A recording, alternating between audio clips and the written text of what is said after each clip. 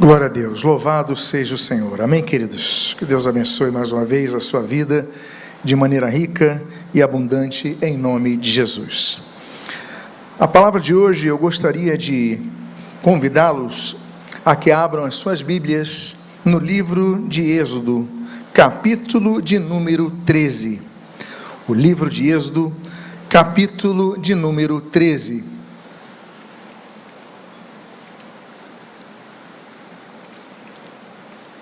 E eu gostaria de ler os versos de número 21 e 22. Êxodo capítulo 13, 21 a 22. A palavra do Senhor assim registra: O Senhor ia adiante deles durante o dia, numa coluna de nuvem, para os guiar pelo caminho. Durante a noite, numa coluna de fogo, para os iluminar, a fim de que caminhassem de dia e de noite. A coluna de nuvem nunca se afastou do povo durante o dia, nem a coluna de fogo durante a noite. Oremos. Pai amado, Deus bendito, em nome do Senhor Jesus Cristo, agradecidos pela Tua palavra, pedimos que o Teu Espírito Santo fale conosco nesta manhã, que nos direcione, que ilumine a Sua palavra, que edifique a nossa alma, que fortaleça a nossa fé. São as Tuas bênçãos que nós rogamos sobre nós, e nós fazemos agradecidos em nome de Jesus. Amém e amém. Eu volto a ler o final desse texto, que está no versículo 22, quando diz: A coluna de nuvem nunca se afastou do povo durante o dia, nem a coluna de fogo durante a noite. Estamos caminhando para o final de um ano, às portas de um novo ano, que se adentra com perspectivas, com sonhos, com projetos, com esperanças. Mas nós não podemos deixar de entender que o mais fundamental de todos os nossos projetos, mais importante que tudo que nós possamos prever ou estabelecer como propósito em nossas vidas, está a presença de Deus. O texto diz então que Israel estava no deserto, às vésperas de uma nova etapa da vida. Israel, que passara 430 anos escravo no Egito, agora aventava a possibilidade de uma terra própria, a esperança de ter seu próprio destino em suas próprias mãos, mas Deus sempre conduzindo o povo e dizendo: olha, eu libertei vocês, eu vou conduzir vocês. E como prova da direção de Deus, Deus coloca essa nuvem durante o dia e a coluna de fogo durante a noite. O título da mensagem então desta manhã se denomina Guiados pela Nuvem. Eu gostaria de ler o versículo 20. E o versículo 20 você pode ler em tela. Pode avançar, por favor, para o versículo 20. Os israelitas partiram de Socote e acamparam em Etã, à entrada do deserto. Primeira coisa que eu gostaria primeira expressão, primeiro pensamento, primeira reflexão desta manhã, que eu gostaria de extrair nessas lições que nós aprendemos com a nuvem de Deus, é sobre o termo Sucote. Eles partem de Sucote e acampam em Etã. Sucote, eles estão ainda eufóricos. Eles viram o livramento de Deus, eles viram as 10 pragas, eles viram o poder de Deus, a atuação, Faraó os liberando para saírem. Eles estão então muito felizes, estão ansiosos, e ainda não tiveram aquele conflito da perspectiva do exército egípcio vir e os encurralar diante do Mar Vermelho. Eles estão já próximos ao Mar Vermelho, mas ainda não tem aquela ameaça de Faraó. Então eles estão vivendo um momento muito importante, um momento muito bom. Então nesse local, chama-se Sucote, eu coloquei o termo hebraico, que significa tendas, onde eles acampam, acampamentos. E meus amados irmãos, isso aponta ao local de acampamento, ao local onde nós devemos parar, refletir, descansar, parar um pouco a nossa rotina do dia a dia. E aí nós falamos sobre a importância da igreja. Eu postei até essa semana a respeito do texto de 1 João, capítulo 1, versículo 7, quando diz: se andarmos na luz como Ele está na luz, mantemos comunhão uns com os outros, e o sangue de Jesus nos purifica de todo pecado. E eu explicava que, a despeito de muitos movimentos que existem, muitas pessoas que estão desigrejadas, se dizerem: não, eu sou firme, eu sou cristão, mas não estão de acordo com a palavra, porque a palavra diz que se nós andarmos na luz, nós mantemos comunhão uns com os outros. A importância da igreja reunida. A Bíblia diz em Hebreus capítulo 10, versículo 25, que nós não podemos deixar de congregar como fazem alguns. O problema de sair da igreja, de abandonar a igreja, de deixar de congregar-se, não é um problema novo. Ainda que a terminologia desigrejados seja uma terminologia nova, mas é um problema antigo, porque Hebreus já registra sobre isso. Alguns já deixaram de congregar, mas vocês não podem fazer isso.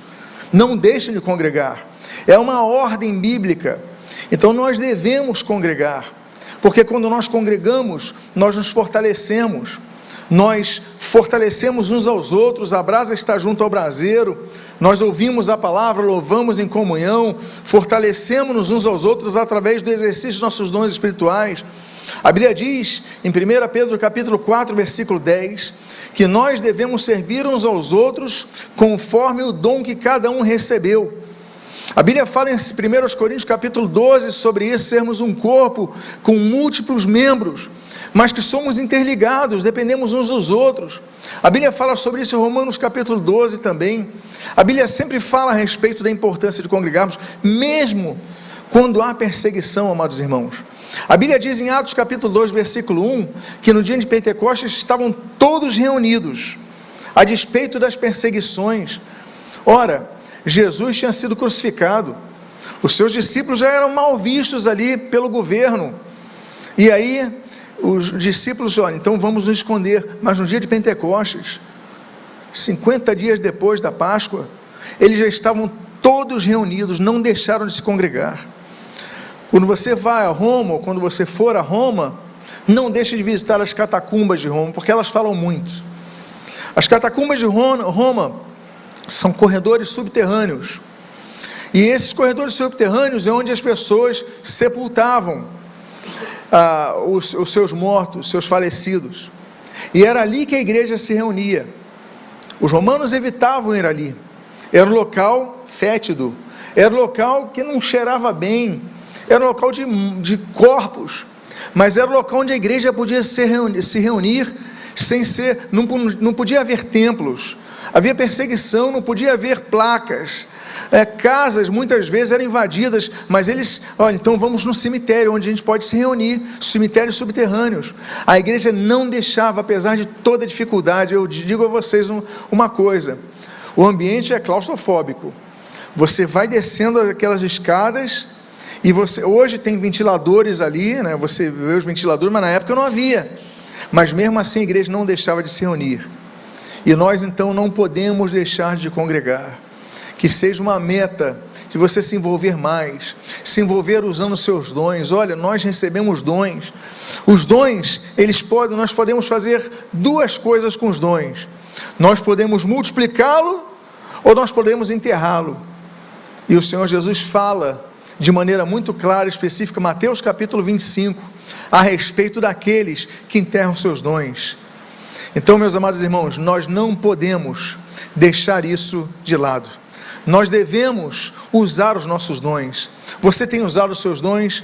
Você tem entendido o que Deus tem te dado? Você tem multiplicado entre seus irmãos?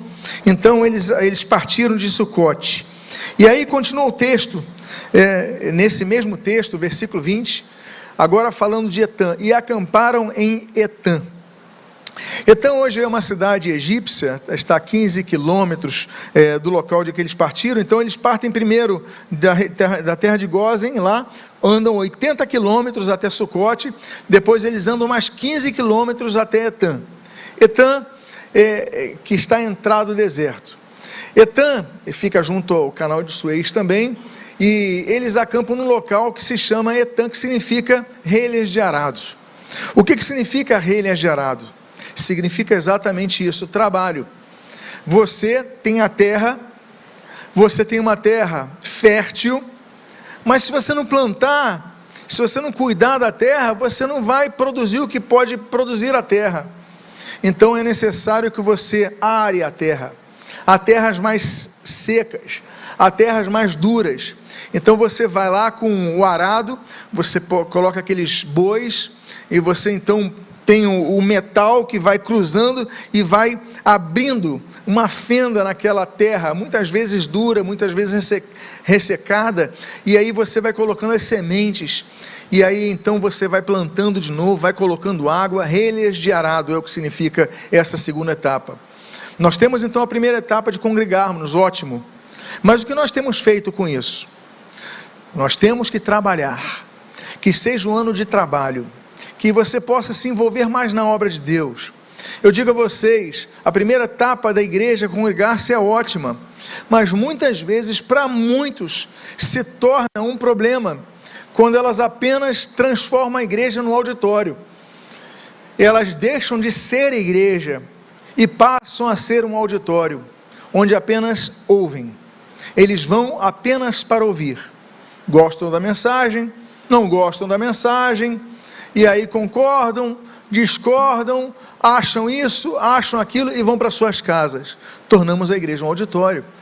Deixamos de procurar ouvir a pregação como a voz de Deus, a palavra de Deus, e baseando na própria palavra de Deus, como lemos ali em Atos capítulo 17, contra os bereanos, confrontando tudo que é pregado pela palavra de Deus, mas nós deixamos de ouvir a palavra de Deus com os ouvidos de quem quer ouvir a voz de Deus, a direção de Deus para nossas vidas. Nos tornamos um auditório, não podemos fazer isso, porque a igreja tem que ser viva, a igreja tem que ir além de ser um auditório, ela tem que ser um organismo onde pessoas, elas se multiplicam, onde pessoas, elas pregam, elas vivem, elas desenvolvem os seus dons, elas trabalham. Trabalho é muito importante. Ageu capítulo 1, Deus ele vai falar, fazer um alerta sobre, está tudo destruído e vocês estão cuidando de suas casas, não estou cuidando da igreja. Muitas vezes Ageu é um alerta sobre isso, as vossas casas estão apaineladas e a igreja abandonada, que história é essa? O templo abandonado, que história é essa? Vocês têm que cuidar das coisas de Deus. Ageu é um alerta para aquelas pessoas que faziam parte de um povo que tinha as promessas de Deus, mas estavam acomodados. Estamos, volto a dizer, diante de um novo ano, e que você possa ter como perspectiva, olha, eu vou me envolver mais na obra de Deus, eu vou atuar mais, eu vou servir mais ao Senhor como servo de Deus. Muitos pensam que por serem filhos de Deus são servos de Deus, e isso não é verdade. Nem todo filho de Deus é servo de Deus. Por quê? Porque nem todo filho de Deus o serve, está servindo, ele só está sendo servido, ele só vai, ouve, está sendo servido, ele está sendo alimentado, ele está sendo fortalecido, mas ele não faz nada além disso. E nós devemos então produzir frutos para Deus, que honra a Deus. Nós devemos trabalhar. O Senhor Jesus, ele fala em Mateus capítulo número 9, ele fala, olha, o campo está aí, estão prontos, preparados para agora. Ele fala, olha, rogai pois ao Senhor da seara, que envie trabalhadores para a sua seara. O que falta na igreja não são pessoas que ouvem a palavra. O que falta na igreja não são nem títulos eclesiásticos, diáconos, pastores, líder de louvor, líder de crianças, introdutores. Títulos nós temos, mas Jesus ele fala, olha, o que a igreja precisa são de trabalhadores. Rogai ao Senhor que envie trabalhadores para a sua seara. Mateus 9,37. Então nós devemos pedir. O Senhor Jesus ele fala, meu Pai trabalha até hoje, por isso que a palavra de Deus diz, trabalhar pois enquanto é dia, pois a noite vem, quando ninguém mais poderá trabalhar. João capítulo 9, nós devemos trabalhar em todo o tempo, nós devemos servir ao Senhor. Que seja um ano que você passe da condição de ser apenas um filho, e se torne um servo de Cristo. trabalhando no seu trabalho, durante o seu convívio profissional, servindo ao Senhor, com seu coração orando, militando, testemunhando, e aí você podendo ter oportunidades para fazer obras de Deus, sempre na igreja, se envolvendo cada vez mais e mais. A Bíblia diz então, eu citei o texto de 1 Pedro capítulo 4, versículo 10, que nós devemos servir uns aos outros, como diz a palavra. Essa carta é para a igreja. Então João ele fala, servir uns aos outros conforme o dom que cada um recebeu. Olha, vocês não imaginam como eu fiquei feliz com a cantata, não apenas pela qualidade da cantata de Natal, não apenas pela excelência que foi ali traduzida, mas pela quantidade de pessoas envolvidas.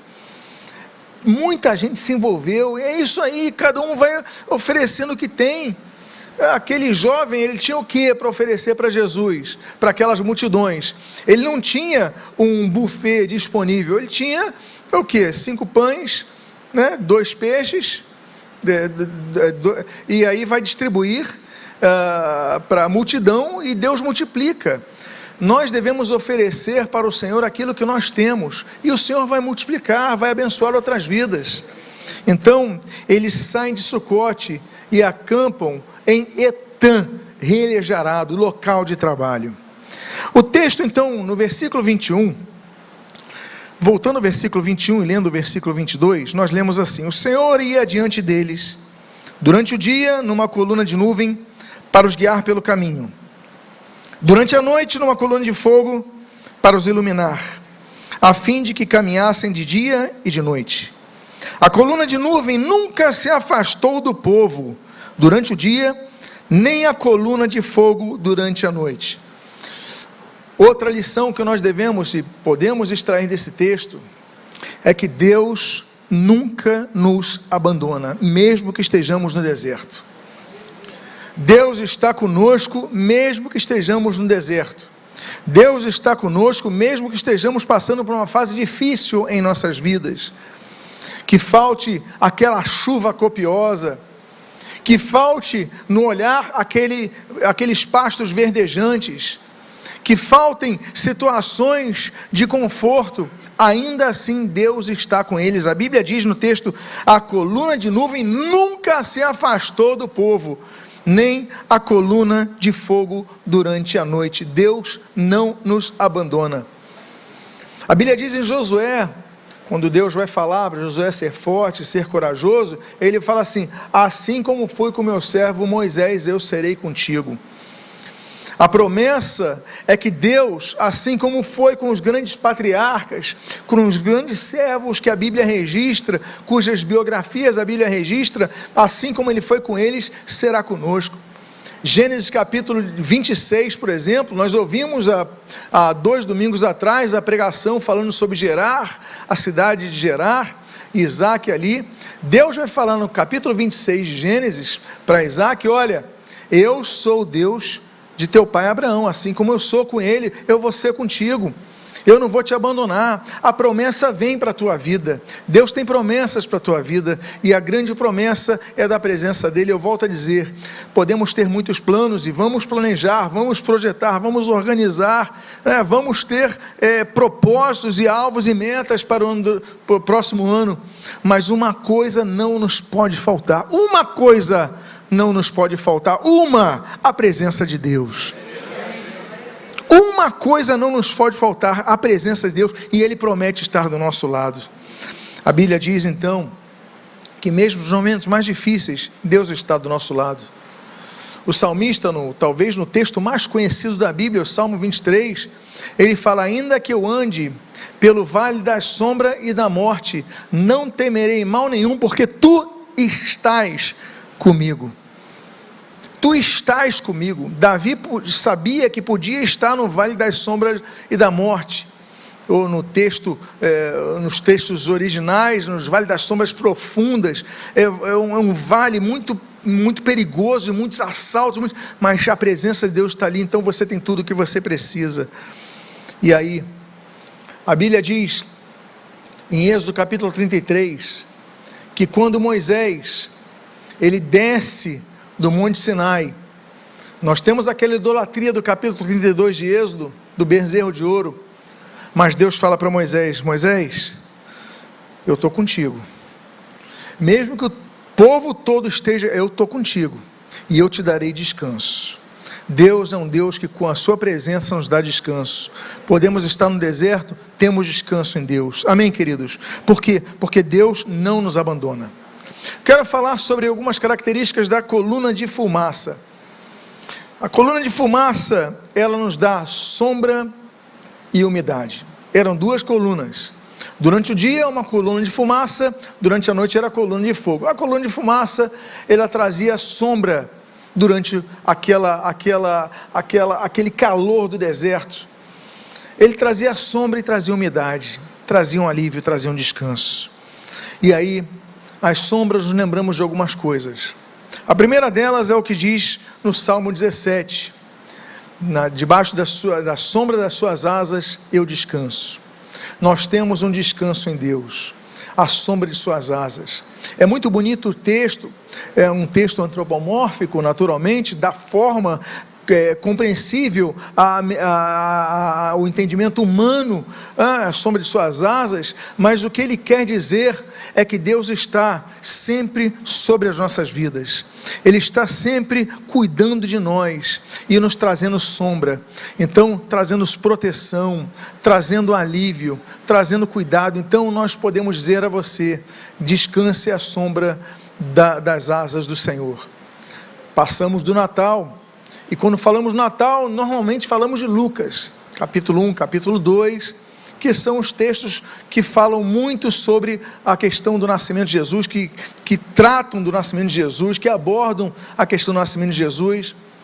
Mas quando o anjo Gabriel, ele vai para Maria, ele fala assim: olha, descerá sobre ti o Espírito Santo, e o poder do Altíssimo te envolverá com a sua sombra. Olha só o que ele diz: o poder do Altíssimo te envolverá com a sua sombra, com uma sombra. Nós, muitas vezes, quando o sol não chega ao meio-dia, estamos antes do meio-dia ou depois do meio-dia, nós vemos a projeção de nossa sombra.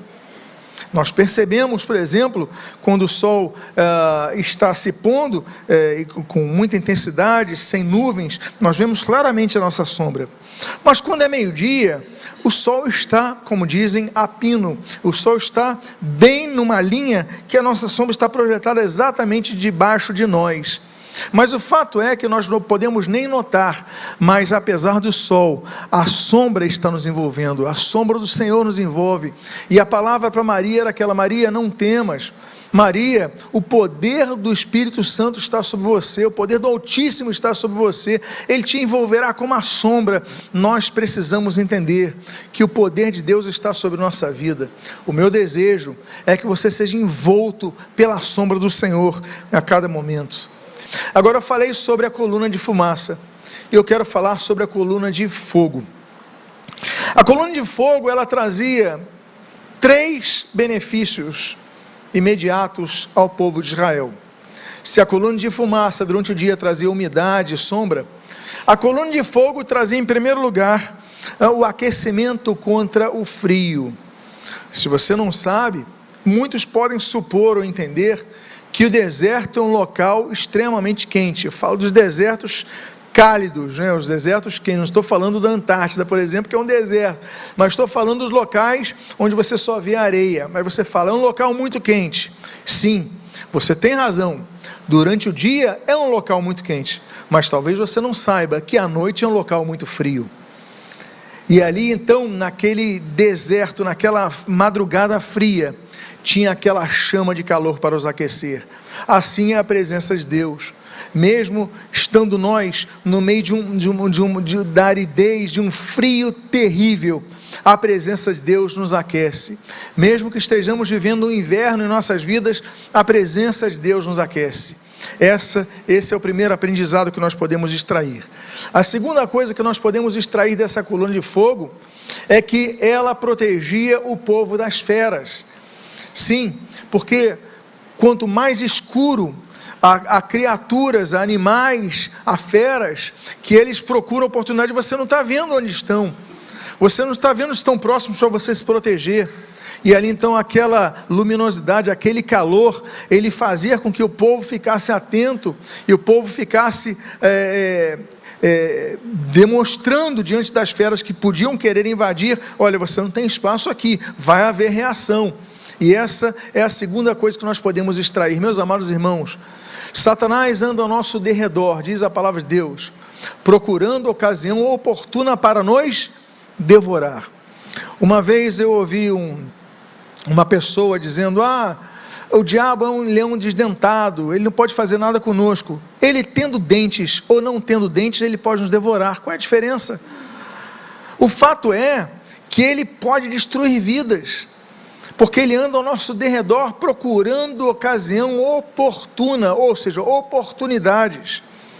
E quando a luz está e você percebe o perigo, você fala: não vem para aqui, eu estou preparado. Então a luz do deserto, no meio do deserto, da escuridão do deserto, da madrugada do deserto, ela também traz isso, uma alerta e uma proteção contra os animais, as bestas, os animais que podem nos atacar. E terceiro lugar, obviamente, é a luz. A luz. O deserto, ele traz luz. Nós devemos, a coluna de fogo no deserto, ela nos traz luz. Ou seja, nós temos algo que nos traz tranquilidade, a luz. Nós temos a luz do mundo, o Senhor Jesus em nossas vidas. Então nós não andamos nas trevas. As pessoas naquela época não tinham postes nas estradas. Nós, quando dirigimos à noite, nós passamos por algumas ruas e ficamos mais tranquilos, porque está tudo iluminado, mesmo que seja de madrugada. Há outros locais aqui no Rio de Janeiro que você passa, está tudo escuro e você até ora mais, não é verdade? Outro dia eu fui pregar num local, aí teve um trecho que todos os postes apagados. Eu falei: meu Deus, como a gente ora mais nessas horas. Quando tem luz, a gente não... Agora, quando tem luz, nos sentimos mais seguros. Nós devemos entender que Jesus é a luz do mundo, nele nós temos segurança, nele não habita trevas, e as trevas não habitam em nós. Por quê? Porque a presença de Deus nos traz uma coluna de fogo durante o deserto. Podemos estar no deserto, mas a coluna de fogo traz luz. O fogo, meus amados irmãos, também aponta a presença manifesta de Deus. A Bíblia diz em Êxodo capítulo 19, que no cume do Sinai, quando Moisés estava lá, havia fogo. Aí você fala: Moisés, então, naquele momento, no momento central de seu ministério, ali com as tábuas das leis. Mas devemos lembrar que o chamado de Moisés também foi com fogo. Era uma sarça que ela ardia, mas não consumava aquela planta. Havia fogo no chamado de Moisés, houve fogo, né, no momento da entrega das leis, das tábuas da lei no Sinai. Há fogo, a presença de Deus traz fogo. É por isso que Isaías, no capítulo número 6, ele fala: Senhor, eu sou homem impuro, de lábios impuros, eu habito no meio de impuros lábios, como é que eu vou fazer? E aí vem o anjo com a tenaz e coloca nos seus lábios, e ele purifica Isaías. Nós precisamos do fogo de Deus para nos purificar. Então o deserto é local de purificação.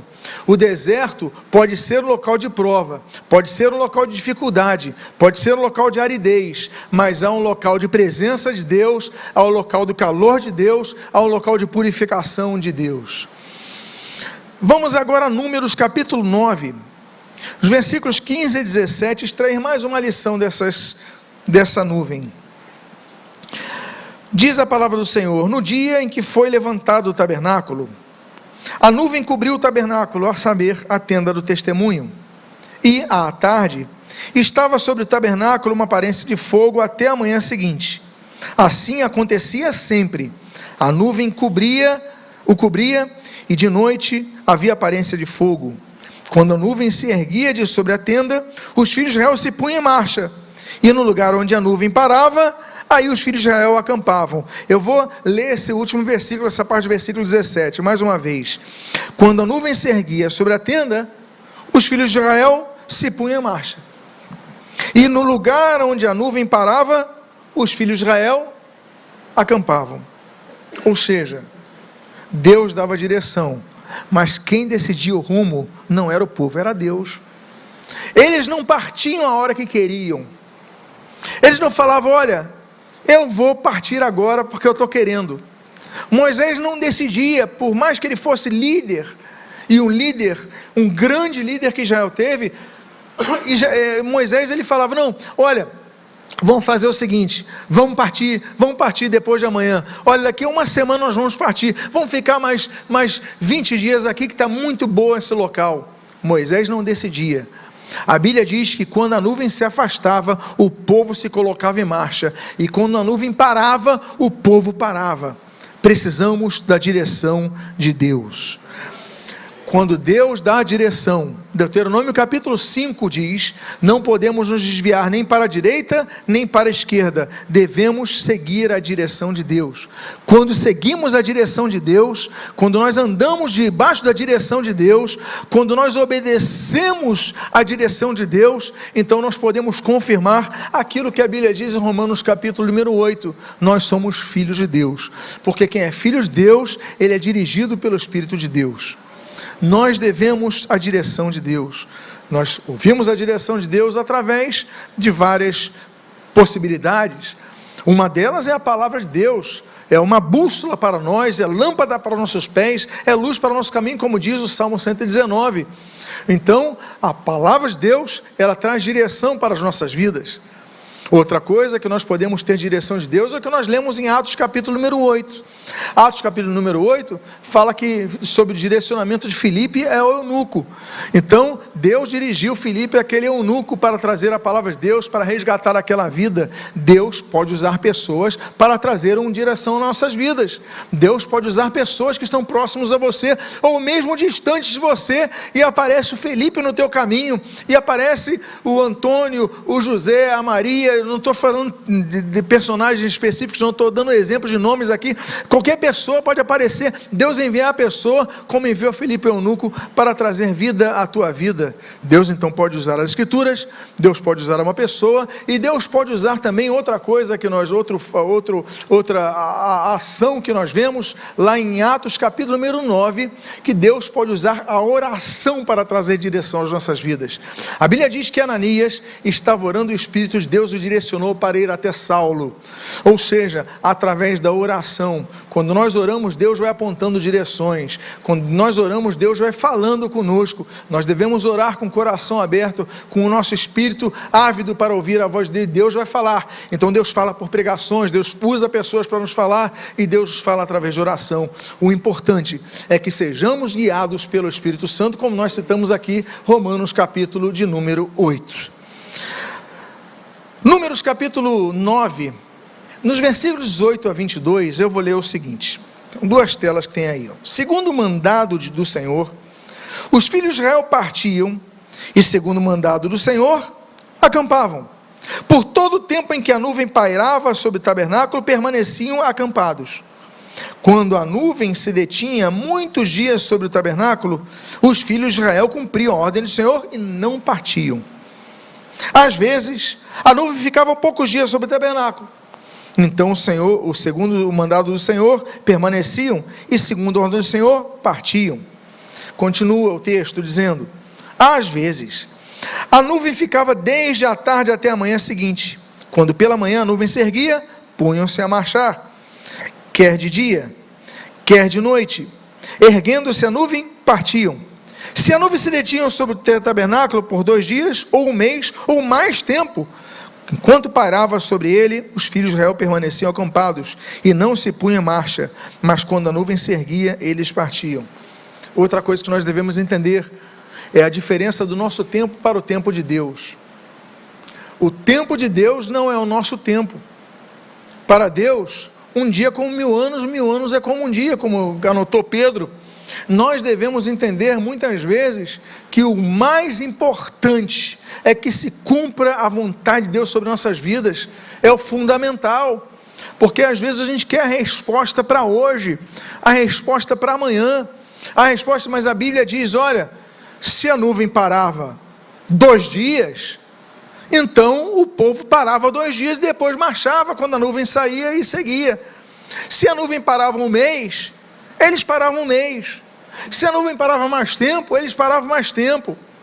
O que importa é que o povo entendia a necessidade de seguir a direção de Deus no tempo de Deus. Qual é o tempo de Deus para a tua vida? O que nós pedimos ao Senhor, nós colocamos diante do Senhor, nós oramos ao Senhor, nós colocamos os nossos desejos, nossas perspectivas diante do Senhor, mas nós falamos sempre assim: olha Deus, mas cumpra-se a tua vontade em minha vida, cumpra-se a tua vontade, cumpra-se o teu tempo. Nós muitas vezes não entendemos ali a diferença. Tem duas terminologias gregas muito interessantes, né? O Cronos e o Kairos. O Cronos é a nossa perspectiva de interpretação do tempo, e aí nós necessitamos do sol para interpretar o tempo.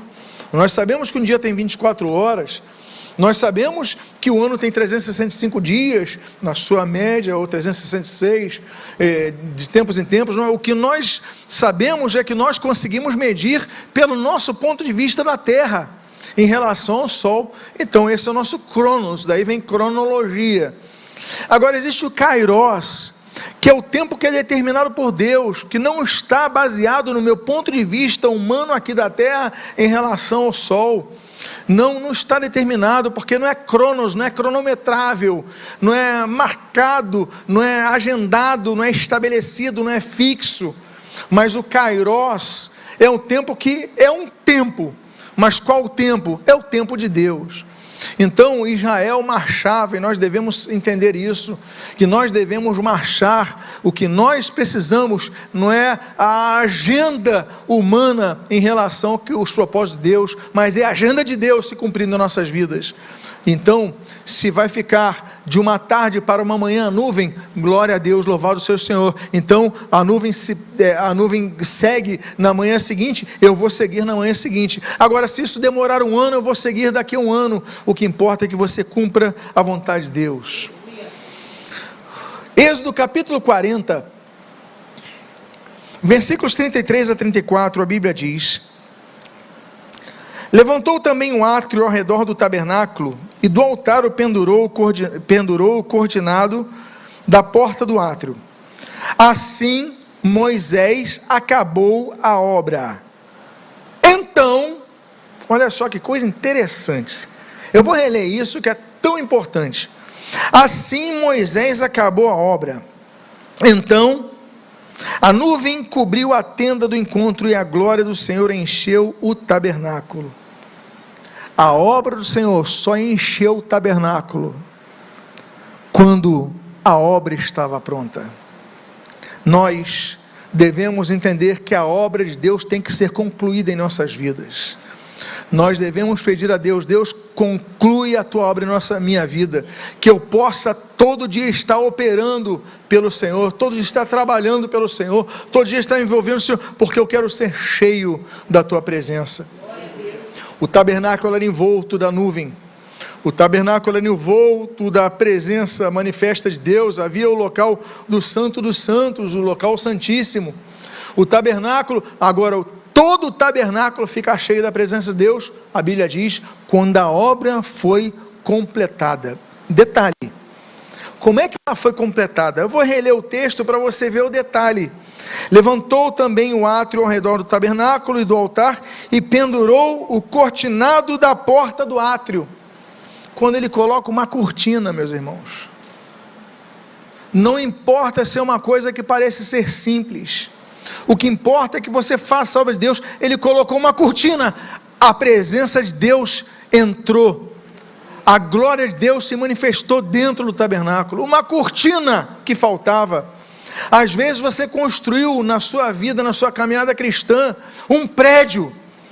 Você construiu, você cavou, você colocou as sapatas, você levantou a estrutura, você colocou o alicerce, levantou o prédio, você colocou telhado, você instalou televisão, mas faltou o cortinado da porta, faltou cortina na tua vida, no teu prédio, no teu apartamento. Falta às vezes um detalhe para a presença de Deus se manifestar de maneira intensa. Então eu vou reler mais uma vez, que esse texto é muito profundo, podíamos ficar aqui horas. Levantou também o átrio ao redor do tabernáculo e do altar, e pendurou o cortinado da porta do átrio. Assim, Moisés acabou a obra com uma cortina. Então, a nuvem cobriu a tenda do encontro e a glória do Senhor encheu o tabernáculo. A glória do Senhor encheu depois de colocar uma cortina. O que está faltando na construção da tua vida? O que faltou em 2024 na construção da sua vida, da tua vida? E aí nós vamos então para o mesmo capítulo 40, mas vamos ler o versículo número 35, quando diz: Moisés não podia entrar na tenda do encontro, porque a nuvem permanecia sobre ela, e a glória do Senhor enchia o tabernáculo. Moisés não podia entrar na tenda. O que nós aprendemos com isso? Humildade. Humildade de Moisés. Moisés era um líder inconteste, era um líder total em Israel. As pessoas olhavam Moisés era o grande líder, é o grande legislador, é o grande guia, é o grande líder de Israel. Mas a presença de Deus estava tamanha, que ele não conseguia entrar na tenda. A Bíblia diz que ele não podia entrar na tenda, ele não tinha condições de entrar na tenda, porque ele reconhecia o seu papel, o seu limite. Nós devemos reconhecer, meus amados irmãos, que sem humildade, a obra de Deus pode ser apenas um enfeite para a nossa vaidade. Eu quero dizer para vocês, que tem muito ministério, tem muito líder ministerial, que a obra de Deus hoje é apenas um enfeite da sua vaidade, é apenas um alimento para o seu ego, é apenas uma propaganda de seus feitos. Mas eu quero dizer para vocês, tem momentos que a gente tem que se colocar no nosso lugar. Não é porque você é líder, não é porque você é pastor, não é porque você é diácono, não é porque você dá aula para as crianças, não é porque você é o pregador, não é por causa disso que você vai se achar acima dos outros. Nós devemos ser humildes ao ponto de, como diz Filipenses capítulo 2, entendermos que nosso irmão é superior a nós mesmos. Nós não podemos perder a humildade. Então, a tua construção foi completa. Você colocou até o detalhe da cortina. Deus é detalhista. Nem a cortina faltava. Ele botou a cortina, a presença de Deus. Ele falou: para agora não posso entrar. É algo muito grande. Eu tenho que me recolher na minha humildade, eu tenho que buscar mais o Senhor, eu tenho que buscar me separar mais para o Senhor. Então, meus amados irmãos, é uma grande lição que nós extraímos aqui. Salomão, segundo Crônicas, capítulo número 1, ele pede ao Senhor sabedoria para dirigir o povo. Que coisa linda. Daniel, no capítulo 2, ele fala: não que eu seja mais sábio que os outros, mas é que eu preciso fazer chegar essa revelação ao rei. Daniel, se coloca como uma pessoa humilde. Ai de mim, como diz Isaías no capítulo 6, nós devemos ser pessoas humildes, que você jamais perca a sua humildade. O versículo 36 e o 37 desse mesmo texto de Êxodo, capítulo 40, nós lemos: quando a nuvem se levantava de sobre o tabernáculo, os filhos de Israel seguiam adiante em todas as suas jornadas. E se a nuvem, porém, não se levantava, não seguiam adiante, até o dia em que ela se levantava. Uma coisa que nós devemos aprender, e é difícil, não estou dizendo que é fácil, mas devemos aprender a esperar. Lembra que eu falei do Kairos, a diferença do Kairos para o Cronos? Lembra que eu falei dessa diferença do nosso tempo para o tempo de Deus? E existe uma coisa chamada espera. Deus pode responder sim, imediatamente, como ele respondeu com Elias em 1 Reis capítulo 18, quando Elias orou e desceu fogo do céu. Deus pode responder não, como Davi orou pelo seu filho enfermo, pedindo que Deus curasse, e a criança morre. Deus pode responder sim, Deus pode responder não, mas Deus tem uma terceira resposta, que é a que nós lemos no Salmo de número 40. Deus pode responder: espere. Esperei com paciência no Senhor, e Ele se inclinou para mim. Então nós devemos entender, aquilo que diz, por exemplo, Isaías capítulo 40, os que esperam no Senhor, eles renovarão as suas forças, eles subirão com asas como águias. Nós devemos aprender a esperar no Senhor. Então, não significa que nós devemos desistir de nossos projetos. Não significa que nós devemos desistir de orar. Não significa que nós devemos abandonar aquilo que está aquecido no nosso coração, mas nós devemos aprender a aguardar no Senhor. Eu coloco propósitos nos meus alvos, a cada ano que se inicia, eu coloco propósitos. Deus respondeu muitos, mas alguns Deus ainda não respondeu, mas eu continuo colocando propósitos. Então que você não deixe de orar, que você aprenda a esperar, persistindo nas suas orações, como foi pregado em Lucas capítulo 18, com aquela viúva diante do juiz, e que nós possamos então continuar perseverando e orando com fé. A Bíblia diz que foi na paciência, Hebreus capítulo 6, que Abraão, ele recebeu as promessas, e a Bíblia diz em Hebreus capítulo 11, que nós devemos então esperar com fé, crendo, não é abandonando, não é desistindo, é com fé, crendo. E eu vou para o texto com o qual concluo esta mensagem. Êxodo capítulo 40, versículo 38, a Bíblia diz: de dia, a nuvem do Senhor repousava sobre o tabernáculo, e de noite havia fogo nela, à vista de toda a casa de Israel, em todas as suas jornadas. À vista de todos. O que Deus vai fazer na tua vida, a direção de Deus na tua vida, vai ser vista por todos. Todos vão perceber, como já estão percebendo na tua vida, essa vida é guiada por Deus, essa vida é diferente, porque tem algo que está direcionando essa vida ao Senhor. Por quê? Porque quando Deus nos direciona, meus amados irmãos, nós andamos no caminho certo, é impossível as pessoas verem que nós estamos distantes de um projeto maior. Por quê? Porque Deus nos dá a direção. A coluna se moveu, nós movemos, a coluna parou, eu parei. O que importa é que sigamos a direção de Deus, e todos, à vista de toda a casa de Israel, em todas as suas jornadas, percebiam e andavam em unidade. Eu finalizo então com essa última lição, sobre sermos guiados pela nuvem. Estavam todos unidos. Agora, será que naquela multidão de milhões de pessoas, alguns falaram: eu não vou esperar a nuvem, já está demorando 2 meses nesse local, eu vou na frente. Eu creio que é possível que alguns tenham ido na frente. Outros talvez tenham dito: mas já no dia seguinte a nuvem está se movendo, agora eu quero descansar, parar um pouco. Eu também acredito na possibilidade, nessa grande possibilidade, nessa probabilidade grande, de que pessoas tenham parado quando a nuvem permaneceu. Mas uma coisa é certa: elas não chegaram na terra prometida. Elas foram afoitas, elas foram acomodadas. Não importa a decisão das pessoas, mas o povo que estava unido, chegou junto, unido, na terra prometida, daqueles, tirando Josué e Caleb, da nova geração que nasceu no deserto. O importante é que a geração anterior, a geração posterior, estava acompanhando a nuvem do deserto. Que Deus abençoe a sua vida. Eu quero fazer uma oração nessa manhã, convidando a que você, por favor, se coloque de pé. Eu quero fazer uma oração por sua vida. Eu sei que alguns irmãos não estarão aqui conosco no culto da virada. Eu quero então incentivar a você comece a colocar diante do Senhor os seus projetos para o ano que vai se iniciar daqui a 3 dias. Que você coloque diante do Senhor os seus projetos, que você possa começar a orar, falar: Deus, eu tenho sonhos, eu tenho projetos, eu tenho metas, mas eu as coloco diante de Ti. O meu desejo, o meu pedido, Senhor, é que se cumpram nesse ano. Mas, Senhor, o que me importa é que a Tua nuvem, eu siga a Tua nuvem, jamais me afaste da direção da Tua nuvem.